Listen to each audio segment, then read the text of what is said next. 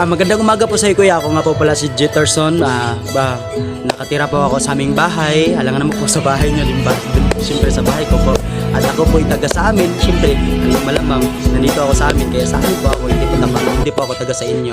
At ako po ay representative po pala ng Proc 7A, Kugunal, Alabel, Sarangani Province. So ayun kuya, gusto ko po talagang sumali dyan sa PBB kuya. Kasi gusto ko pong matulungan yung mga kapatid ko.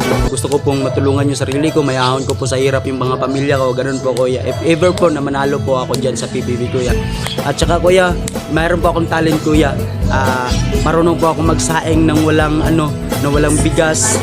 At saka walang kaldero po. Nagsasaing ako. Oo, nagsasaing ako. Sinungaling talagang batang to. At saka kuya, marunong po akong maghugas ang gamit ko po na sabon ay Smart, tapos yung kumakain po ay Bobo. Naghuhugas daw. Ganun po. Sinungaling nanghuhugas. So, ayun po kuya. Iniwanan mo nga yung plato ako. dun sa At saka kuya, meron ipalto. At saka may kuya, may pupusa po ako kuya. Naglilinis po ako ng bahay kuya. So ayun po kuya. So kaya kuya. At saka ito pa kuya, meron po akong talent kuya. At marunong din po akong kumanta. Pinay ako, Pinay tayo.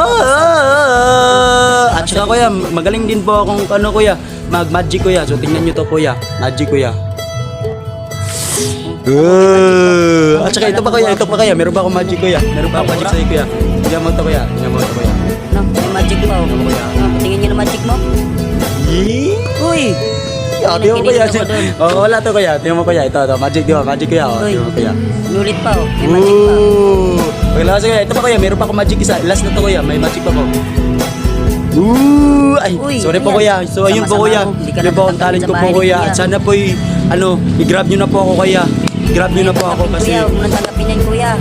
minsan lang po ang ganito mga tao na may talent ng ganito po kuya. Nakikita ko dyan sa TV kuya.